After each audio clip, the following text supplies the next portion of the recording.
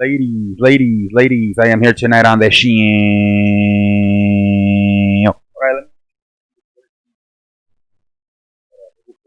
All right, I'm here to do the this video looks terrible.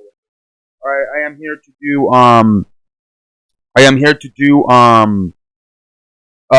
my top 12 teams for week 3. Who are my top 12 teams after week 3? All right, here we go, ladies and gentlemen. Here we go. My top team is New England. I think they're still the best team. They got a top 3. Who the fuck is texting me? You guys, I'm going to have to make a lot of phone calls after this video. All right, here we go. New England's my best team. I think we got a top 3 quarterback. Bill Belichick, the best coach. Defense is pretty damn good, too. I got New England number 1. Number 2, Dallas. I think they're the second best. They might be the most talented, most complete team in football. Prescott seems to be playing a lot better. Stretching out the field with Amari Cooper and the rest of those guys. Randall Cobb. Their defense still pretty damn good. I like Dallas number 2. Number 3, I'm gonna say Kansas City. The only thing I have a problem with Kansas City is I don't think their defense is as good as New England's or Dallas. But I still think Kansas City's a pretty good damn team. I just don't think they're as good defensively as Dallas and New England. But I still think Rams, I think they're a top 5 team in this league, but they've been inconsistent.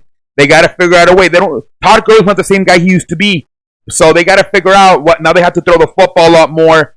You know, they're having to put the game a lot more in Jared Goff's hands. They're gonna have to figure that part out. But I still think they're a top 5 team in this league. Just got to figure some stuff out, especially offensively.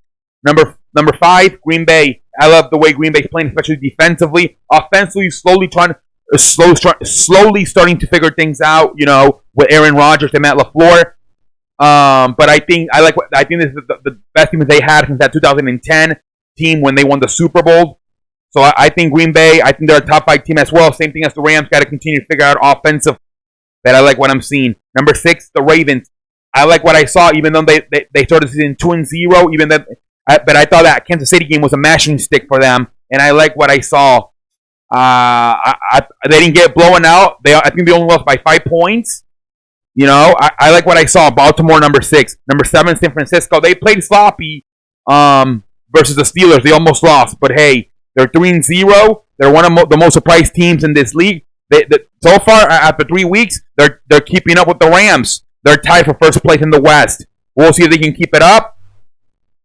Schedule's going to get a little bit harder, but we'll see. Houston, look. Houston could be 3-0. If it's not for that 58-yard field goal in week 1 by the Saints kicker, they're probably 3-0. They struggle at home versus Jacksonville, but Jacksonville has a very good defense. And then they go on the road and almost beat the Saints. And then last week they go on the road and beat the Chargers. I think they're a lot better than people thought. It's all about that offensive line. Watson seems to be a little bit more clean when it comes to the turnovers. Number 9, the Saints. Look, tell me it wasn't only about how's Teddy Bridgewater going to play, but also how is the defense going to play. I thought they played really good. Towards the end, they started giving up points, you know, versus Seattle last week. But that they went up to a hostile environment all the way up there in Seattle, where they have struggled in the past with Drew Brees. And they went up there, and at least in the first half, gave those guys a whooping and came up with a win. We'll see how they look this week versus the Cowboys. But they impressed me. Not only Teddy Bridgewater, but also, especially in the first half, that defense.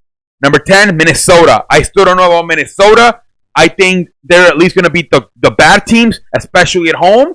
Let's see how they do on the road this week versus Chicago. Huge game for Minnesota versus Chicago on the road. That's a huge game. They got to prove they can win on the road, and they got to prove they can beat good teams. Number 11, Indianapolis. Indianapolis is probably the best team in football without a top 10 quarterback. They really are. Possibly a top 3 offensive line. Very good defense as well. Wide receivers, you know, T.Y. Hilton, Marvin Mack, the running back, Eric Ebron, the tight end. I think this is probably the best team in football without a top 10 quarterback. I think they're going to win a lot of home games. They could struggle on the road. We'll see, though. 12, Buffalo, hey, they're still undefeated. You know, same thing as San Francisco, been one of the surprise teams this year. Defensively, they got to rely. It's all about the defense and running the football.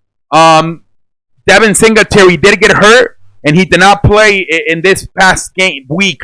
So get